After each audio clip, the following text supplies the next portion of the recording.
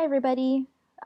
Welcome to lecture 28, where we're going to talk about water and the huge part it plays in our society and a little bit of climate change effects on our water supply.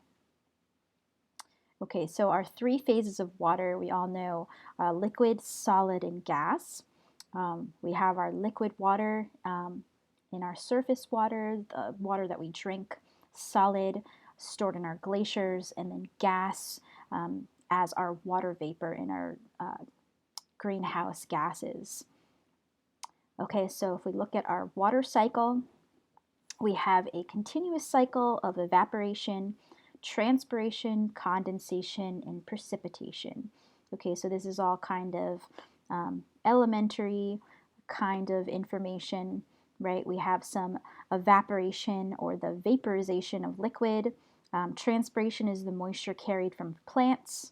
Condensation, where water vapor becomes a liquid in clouds. And then precipitation is where that water is released in the form of rain, sleet, snow, and ice. Okay, so here's some nice diagrams of the water cycle and how these different reservoirs on Earth interact with each other. Okay, so the hydrosphere in our oceans contains 97% of Earth's water. But 3% of Earth's water is the water that we can drink, fresh water. Okay, and an even smaller portion of that water is water that's readily available to us in the form of groundwater or reservoirs. Okay, so let's look at the hydrologic cycle. So these are really nice diagrams to view on your own time. They do a really nice job of encompassing all different types of hydrologic processes. Okay, so the hydrologic cycle, again, is a constant flow of water from one reservoir to the other. Okay, so all of the water on Earth, so that is the ocean, the surface, the groundwater, ice, snow, all of these reservoirs are in communication with one another. So the hydrologic cycle is the cycling of water through all of these reservoirs. Okay, and so keep it moving. Okay, so again, 97% of the water on Earth is in the ocean water. Okay, and so just 3% is water from ice caps and glaciers, groundwater, and surface water. So you can imagine that an extremely small percent of the water on our Earth is fresh water. So this is the water that we can drink. But if you look even closer, 69 or 68% of that water is frozen, so in ice caps and glaciers. So 30% is groundwater, which is the majority of the water that we can drink. And then 0.3 is in surface water, so lakes, swamps, rivers. So in this lecture, we're going to focus on this fresh water. So we're going to look at the different freshwater reservoirs that we have on Earth. So our ice caps and glaciers, our surface water, and our groundwater. So we're going to talk a little bit about each of those. Okay, so this is a slide on how a glacier forms. So they basically collects and accumulates over many years, over thousands of years. Okay, and glacial ice is a mixture of coarse grains, which are ice grains, and bubbles. Okay, so this is the accumulation of ice and snow over thousands of years. And these glaciers are mostly located in our polar cap regions. So in Greenland, in Antarctica. What is ice? So ice is solid water and grows as hexagonal crystals, so it is a naturally occurring crystal. They currently cover 10% of the Earth, and during ice ages, this coverage expands to 30%.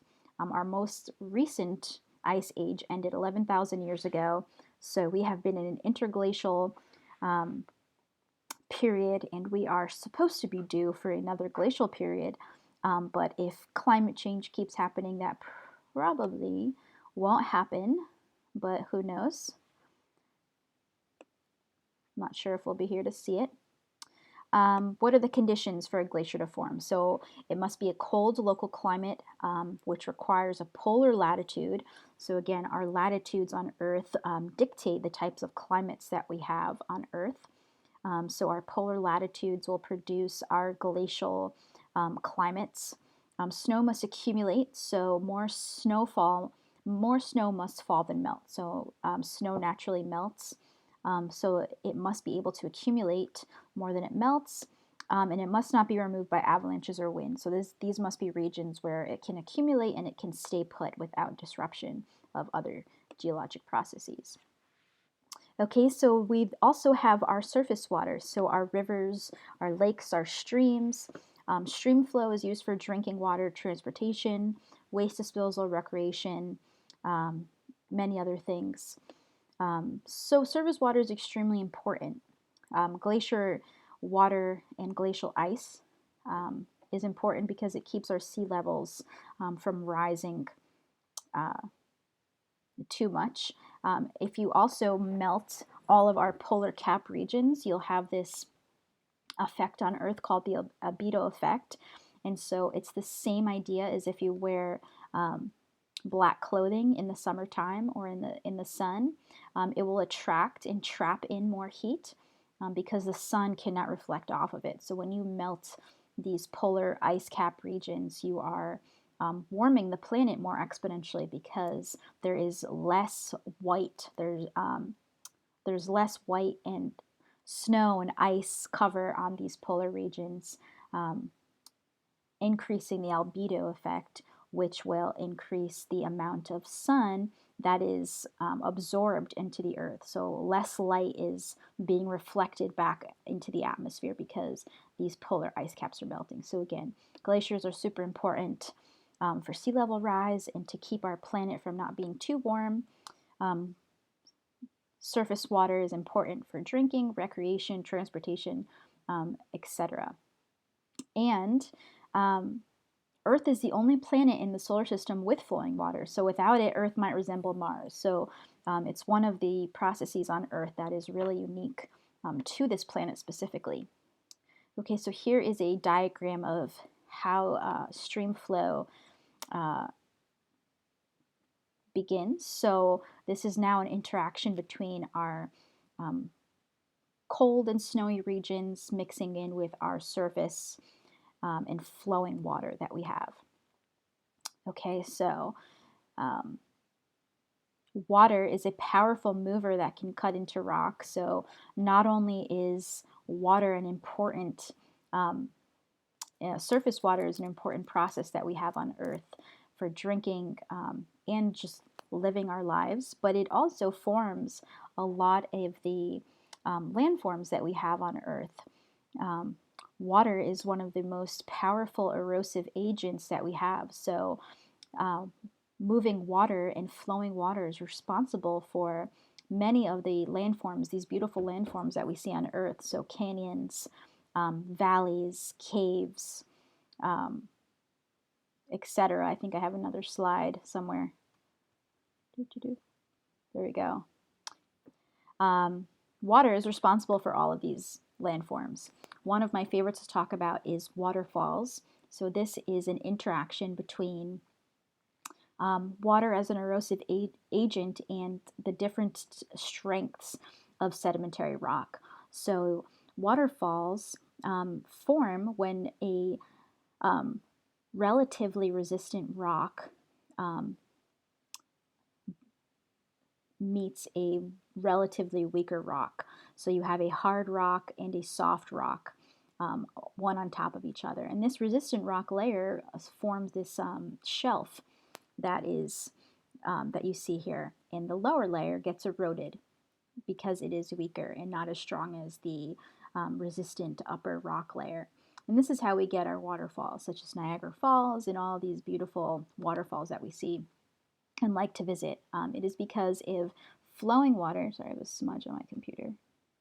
mixed with the sediments, sedimentary rocks. Let's go back. Okay, keep going forward. Okay, so the difference between permanent streams and ephemeral streams. Permanent streams are defined by water flowing all year. So here in the Northeast, we pretty much have permanent streams. And this is because we have a high water table. So the next topic we're going to talk about is groundwater. So now we are starting to connect all three of our different freshwater reservoirs. So we've talked about glaciers melting and flowing into streamwater. Streams, permanent versus ephemeral streams, are directly impacted by the groundwater or the water table. In places where the water table is high, will have these permanent streams. So the groundwater is contributing to the flow of the streams and keeping water nice and high in that stream. Whereas in places that have a low water table, such as the western United States, you can see these nice cacti here, the water table is really low. So when places like this in the country have streams in them, it's ephemeral, meaning that it's not flowing all year round, and it's a seasonal type of thing. And these happen usually during higher rain events that can contribute to this flow of this stream bed here. But usually they're pretty dry, and that's because the water table is low in this region. Okay, the difference between braided and meandering streams. So braided streams are young streams. So these are going to be steep gradients, coarse sediment. Shallow channels are going to be near mountains or glaciers. So similarly to how we differentiate between a mature sediment versus an immature sediment, we can look at that with our braided versus our meandering rivers. And so our braided rivers will have a steeper gradient. They'll be closer to a mountain or glacier, and they will have coarse sediment of all different kinds of shapes and sizes. A meandering river, on the other hand, will have a low gradient. So these are in flat-lying areas. The sediment will be fine, and there will be channels and meanders. There will also be floodplains. Okay, so these are the differences between braided and meandering. Additionally, a braided stream, as it matures through time, so rivers and streams get older through time, and as this stream gets older, it loses energy, and the gradient becomes more gentle over time, right? The gradient of this stream will level out, as all things that are up must come down. So braided streams will become meandering streams over time. And a good example of a meandering stream is in the Connecticut River. We have all of these meanders and loops, such as these, right? And over time, you can see this nice river channel here. It's kind of straight, it has a slight bend in it, but it's pretty straight, kind of an immature type of stream. Over time, as this stream loses energy and becomes more gentle of a gradient over time, it'll start to develop these meanders. So it'll get more and more meandering as it goes. Eventually, it'll form these really big loops, right? And these are called oxbows, right? And over time, these oxbows get so pronounced that eventually this connection here will flood. Okay, and so this part of the river will flood to this part, cutting off this oxbow right here. So this is when parts of the river channel flood over time, isolating this meander loop, which is now an oxbow lake. And we actually have a really nice example of that in Massachusetts, close to Springfield, near Mount Holyoke and Northampton. We have a nice oxbow that had developed, and it actually happened in human history, so recent time. A famous painter actually painted the event of it happening, where he saw this Connecticut River flood, isolating this oxbow meander. So you can go visit that when it's safe to do so. Okay, and so the last topic that we want to talk about in this lecture is groundwater. So groundwater is hydrogeology. So this is the study of looking at the water that is stored in rock layers, right? So you all have water beneath your feet today, and that is called groundwater. And the height of that groundwater, or the water table, is directly dependent on the climate. Okay, so here in the Northeast, we have a lot of precipitation. Okay, so we have lots of rain and snow events, creating a very high water table. So our groundwater level is really high in the rock layers underneath us. Places out west that don't have a lot of precipitation and don't have snow have a really, really low water table. So it might be, something down here, right? But there's going to be water everywhere on the continent, basically, underneath our feet. It's just a matter of how deep it is versus how shallow it is. Okay, so here in the Northeast, we're lucky that we have a pretty shallow water table, right? And this is why we have no problems with droughts and no shortages of drinking water. It's why we can water our lawns pretty comfortably in the summer. Whereas out west, the water table is much, much lower. So when they have periods of drought and periods of intense heat, the water table is even lower, creating problems with getting water out of the ground for drinking, etc. So groundwater is something that we mainly use as drinking water. So a lot of us in the Northeast may have a private drinking well, depending on where you live. If you live in the city versus if you live in places that aren't able to be connected through city water, you might have a private well in your backyard.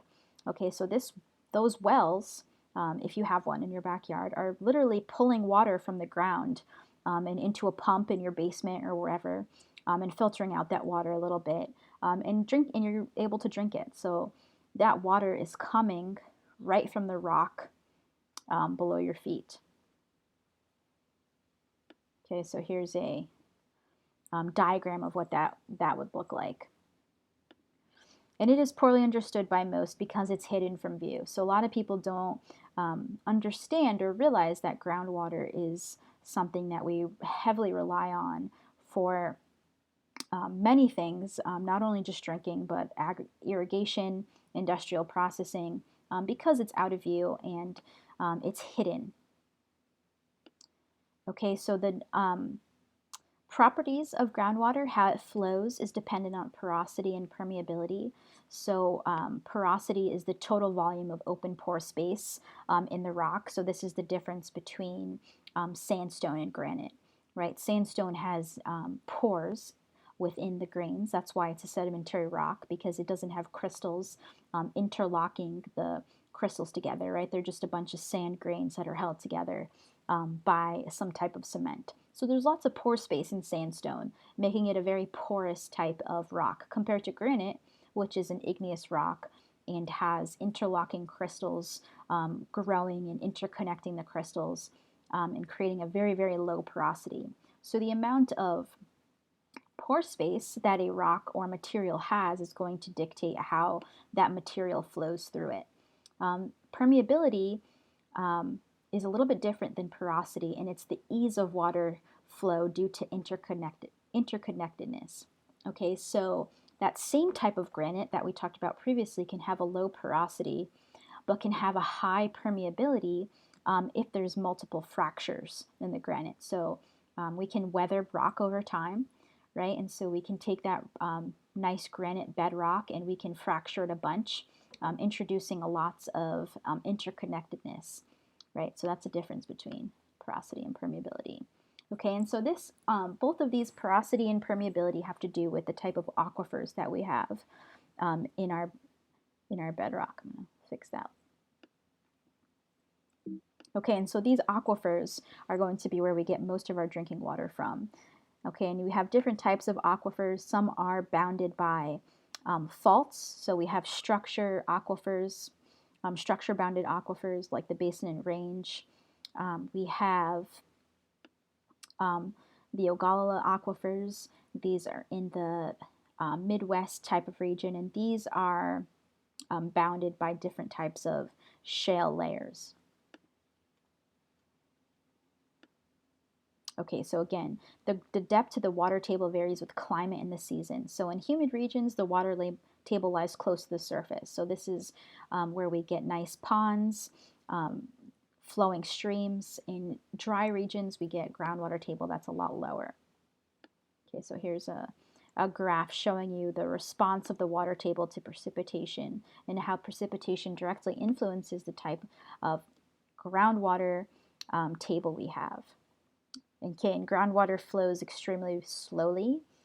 Okay, so it takes um, centuries, years, millennium for groundwater to flow from the recharge area, which is our mountainous headland area, to our surface or our more shallow water table. Okay, so how do we get groundwater out of the earth? Okay, we tap it. Okay, so the same way that we drill for oil is similar to how we drill for water. We basically just drill a big hole in the ground until we find water. Um, and that's how you get groundwater out of a groundwater well. Okay, so this is a rig. These are drillers. They're not drilling for oil. They're making a big hole because they're going to create a groundwater well. Okay, and this is what a well looks like, a modern well. Okay, it's usually packed with sand.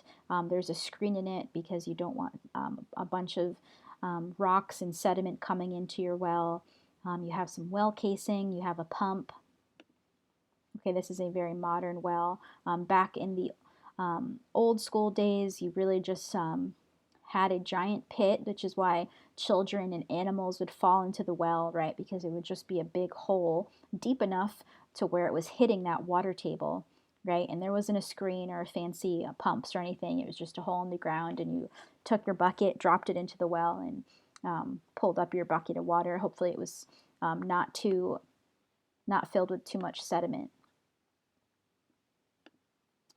Okay, then we talk about springs. Springs are locations of natural groundwater discharge that are flowing on the surface. So you can see this diagram here where you have a water table um, and it is intersecting an area of a low area. So you have a high recharge area flowing down into a valley, and that groundwater table is higher than the land surface. So it's going to start to seep out of the side of this hill or mountain, creating a spring here. So this is why we have mountainous springs a lot of the time, is because you have our water table, which is higher than a certain point in the valley or slope of the hill or mountain.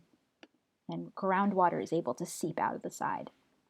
Okay, so these are different types of springs that we have. Okay, just different types of it.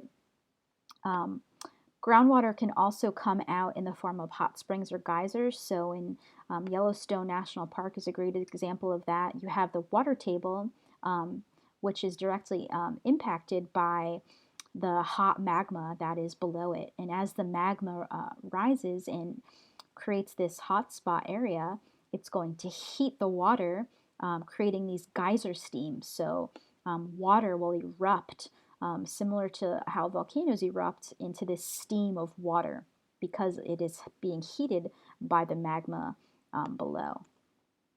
Okay, and so here's some more information on hot springs and geysers.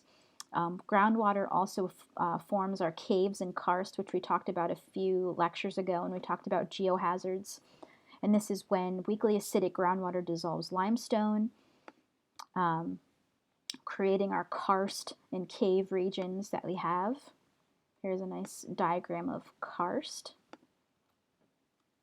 Okay, and so what are the problems with groundwater? So what are we doing to groundwater that's harming it? So groundwater is an extremely important natural resource. It accounts for 95% of all the liquid fresh water on Earth, right? And so this is flowing fresh water that we can consume, okay? But it is threatened by mismanagement, overuse, and pollution.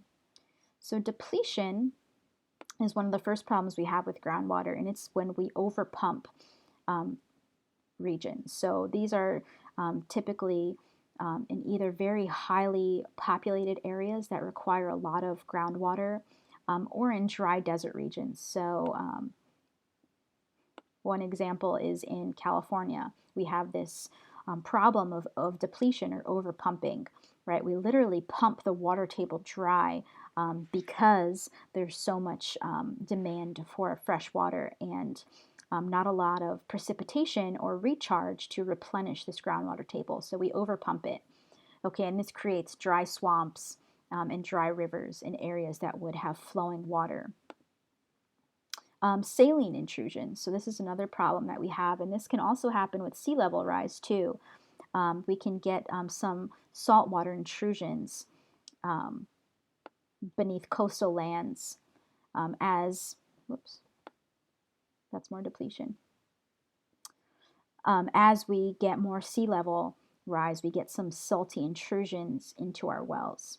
Okay, so as this well is being pumped, it's actually getting some salt water from the ocean and coastal areas, whereas before it was all fresh groundwater. So saline intrusion is actually a big problem with sea level rise and in coastal communities.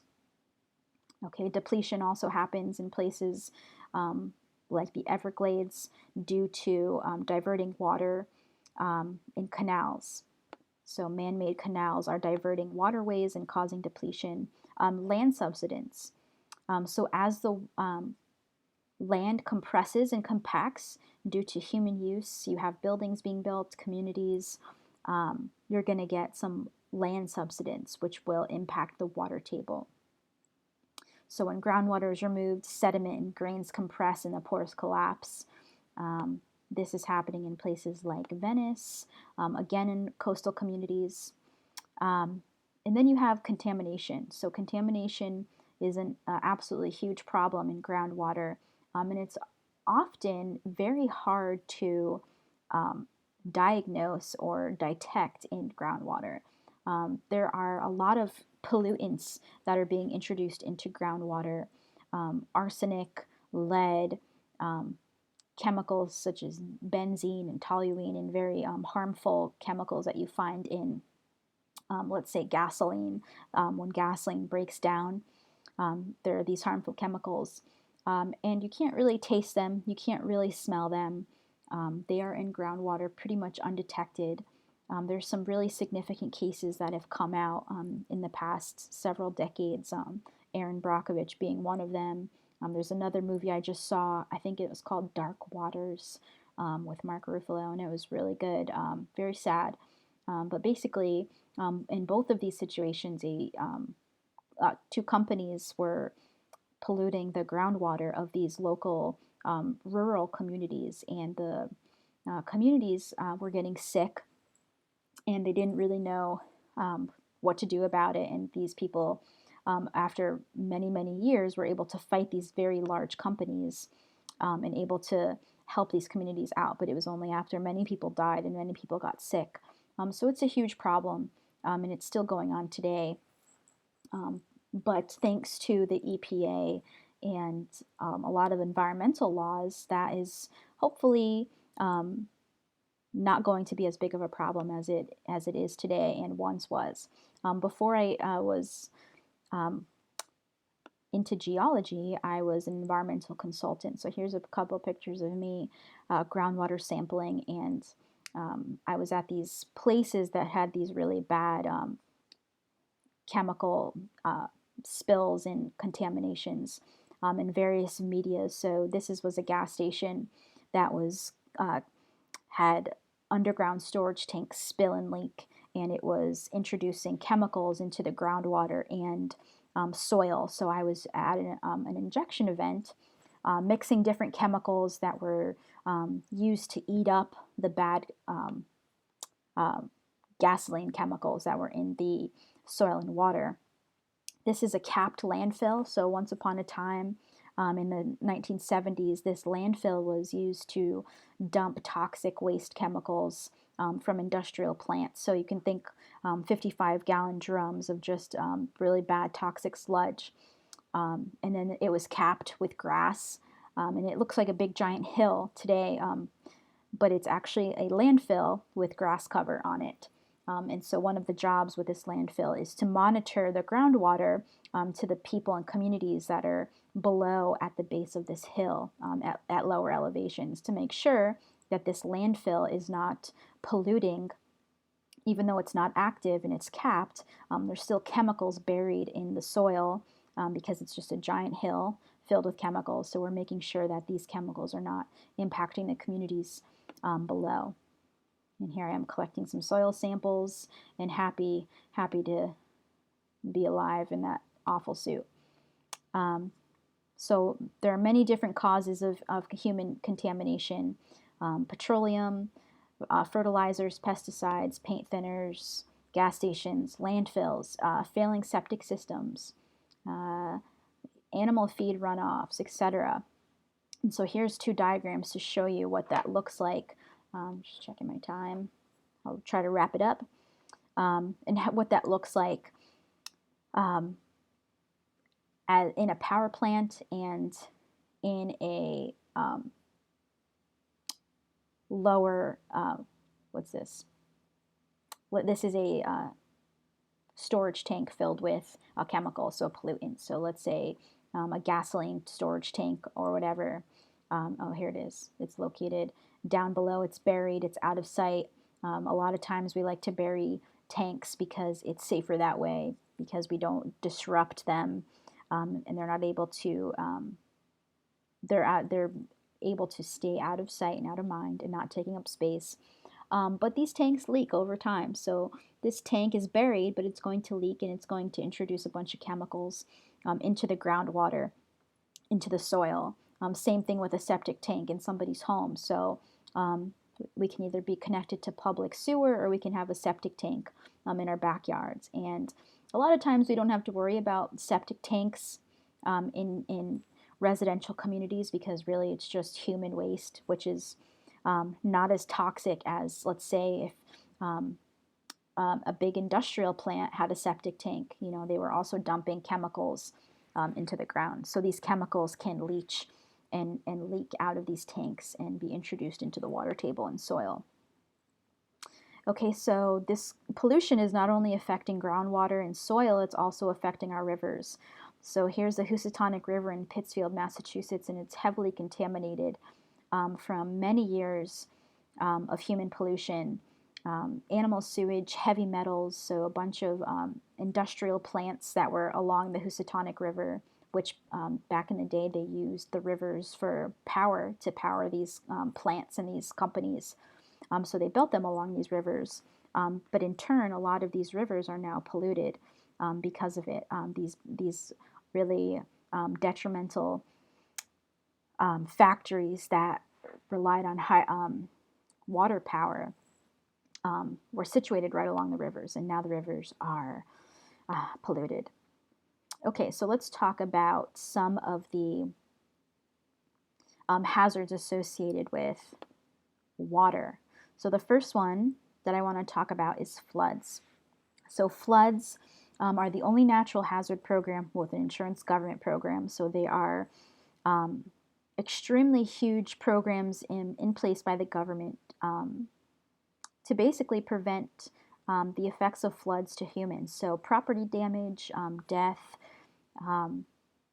disruptions to life, let's say business closures, etc. Flood insurance is a thing that is offered by the government, and it's the only natural hazard with an insurance government program, right? And so many places of the world flood. Here's Nashville, Tennessee. What is a flood? Temporary overflow of river. And basically, you are eligible for this flood insurance if you are living within a flood-prone environment. So I'll skip ahead just a little bit.